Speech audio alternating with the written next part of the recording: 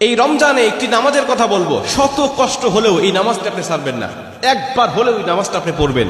নবীজি এই নামাজের এত গুরুত্ব দিতেন, নবীজি বলেছেন জীবনে একবার হলেও তুমি নামাজটা পড়বে। এই হাদিসটি ইবনে মাজাহ শরীফের, তিরমিজি শরীফের এবং আবু দাউদ শরীফের 1297 নম্বর হাদিসের মধ্যে এই হাদিসটা বর্ণনা হয়েছে এই নামাজের কথা। নবীজি তার চাচা আব্বাস রাদিয়াল্লাহু তাআলা আনহুকে ডাক দিয়ে বলেন, চাচা আমি আপনাকে এমন একটি নামাজের কথা বলছি, এই নামাজটা আপনি প্রতিদিন একবার হলেও আপনি আদায় করবেন। চাচা যদি প্রতিদিন সম্ভব না হয়, অন্তত সপ্তাহে একবার হলেও আপনি নামাজটা পড়বেন। যদি সপ্তাহে সম্ভব না হয়, তাহলে আপনি মাসে অন্তত একবার এই নামাজটা আদায় করবেন। চাচা যদি মাসেও আপনার পক্ষে কষ্টকর হয়ে যায়, বছরে একবার পড়বেন। যদি বছরেও না পারেন, জীবদ্দশায় অন্তত একবার হলেও নামাজটা পড়বেন। কারণ এই নামাজটা এত পাওয়ারফুল নামাজ। এই নামাজটা আদায় করার কারণে আপনার প্রকাশ্যে অপ্রকাশ্যে যত গুনাহ করেছেন, আপনার ইচ্ছায় অনিচ্ছায় যত গুনাহ করেছেন, আপনার অতীত জীবনে যত গুনাহ করেছেন, সব গুনাহ আল্লাহ আপনাকে ক্ষমা করে দিবে। চাচা এই নামাজটার নিয়মটা একটু ব্যতিক্রম। এই নামাজটাকে বলা হয় সালাতুত তাসবিহ। এই নামাজের মধ্যে অতিরিক্ত কিছু তাসবিহ পাঠ করতে হয়। সুবহানাল্লাহ, আলহামদুলিল্লাহ, লা ইলাহা ইল্লাল্লাহ, আল্লাহু আকবার। এই চারটা তাসবিহ একত্রিত করে সুবহানাল্লাহি ওয়াল হামদুলিল্লাহি ওয়া লা ইলাহা ইল্লাল্লাহু আল্লাহু আকবার, এই তাসবিহগুলো, এই বাক্যগুলো এখানে পাঠ করতে হয়। 4 রাকাত বিশিষ্ট এই নামাজ সালাতুত তাসবিহ 4 রাকাত পড়তে হয় এক নিয়তে। 4 রাকাত নামাজে প্রতি রাকাতে 75 বার করে করে মোট 300 বার এই তাসবিহটা পাঠ করতে হয়। সুবহানাল্লাহি ওয়াল হামদুলিল্লাহি ওয়া লা ইলাহা ইল্লাল্লাহু আল্লাহু আকবার, এই তাসবিহটা, এই দোয়াটা 75 বার করে করে প্রতি 4 রাকাতে মোট 300 বার করে আপনি পাঠ করবেন। কি নিয়মে পাঠ করবেন আমি আপনাকে নিয়মটা শেখাচ্ছি। আবু দাউদ শরীফের 1297 নম্বর হাদিসের মধ্যে যে নিয়মটা এসেছে, আমি এই নিয়মটা আপনাকে শেখাচ্ছি।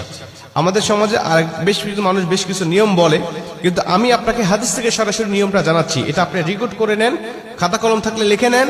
প্রয়োজনে এটা যত সোশ্যাল মিডিয়াতে যাবে, ফেসবুক ইউটিউবে যাবে, এটা আপনি সেভ করে নিজ আইডিতে শেয়ার করে রেখে দিবেন, যাতে আপনিও শিখতে পারেন, অন্য মানুষকে শিখাতে পারেন। আপনার শেখানোর কারণে কেউ যদি নামাজটা আদায় করতে পারে, ও যে সওয়াবটা অর্জন করবে, সওয়াবের একটা অংশ আল্লাহ আপনার আমলনামায়ও দান করবে। এজন্য এগুলো মানুষের কাছে ছড়িয়ে দিবেন যত সম্ভব হয়। আপনি প্রথমে যখন নামাজটা শুরু করবেন, নিয়ত করবেন নফল নামাজের নিয়ত করে অন্যান্য নামাজে যেভাবে সানা পাঠ করি আপনি সেভাবে সানা পড়বেন। অন্যান্য নামাজে যেভাবে সূরা ফাতিহা পড়ি ওভাবে সূরা ফাতিহা পড়বেন। অন্যান্য নামাজে সূরা ফাতিহার পরে যেভাবে সূরা মিলান ওইভাবে সূরা মিলাবেন।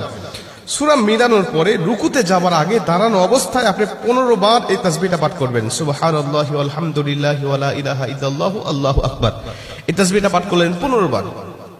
15 বার পাঠ করার পর আপনি রুকুতে চলে গেলেন। রুকুতে গিয়ে রুকুর যে তাসবিহটা আছে, তাসবিহটা পাঠ করার পরে সুবহান রাব্বিল আযীম বলার পরে আপনি এই তাসবিহটা আবার পাঠ করবেন 10 বার। সুবহানাল্লাহি ওয়াল হামদুলিল্লাহি ওয়া লা ইলাহা ইল্লাল্লাহু আল্লাহু আকবার। এই 15 বার আর 10 বার 25 বার। এরপরে আপনি রুকু থেকে উঠে দাঁড়ালেন, দাঁড়ানোর অবস্থায় আপনি আবারও 10 বার পাঠ করবেন। তাহলে হলো 10 আর 25 35 বার। এরপরে আপনি রুকুতে চলে যাবেন। রুকুতে গিয়ে রুকুর তাসবিহটা পাঠ করার পরে আবারও পড়বেন 10 বার। এই হলো 35 আর 10 45 বার। এরপরে আপনি রুকু থেকে আবার উঠে বসে পড়লেন। বসার পরে আপনি আবার পড়বেন 10 বার। 45 আর 10 55 বার। এরপরে আপনি আবার রুকুতে চলে যাবেন। রুকুতে গিয়ে রুকুর তাসবিহ পাঠ করার পরে আবার পড়বেন 10 বার। এই হলো 10 আর 55 65 বার। এরপরে রুকু থেকে যখন উঠবেন, উঠে প্রথম রাকাতে আপনাকে দাঁড়াতে হবে। না দাঁড়িয়েই আপনি বসা অবস্থায় আবার 10 বার পাঠ করবেন। এই হলো 65 আর 10 75 বার। দ্বিতীয় রাকাতে ঠিক একই নিয়মে, তৃতীয় রাকাতে ঠিক একই নিয়মে, চতুর্থ রাকাতেও একই নিয়মে, এই 4 রাকাতে 75 বার করে করে যখন 300 বার পাঠ করে আপনি সালাম ফিরিয়ে নামাজটা শেষ করবেন, সালাতুত তাসবিহ নামাজটা আপনার আদায় হয়ে গেল।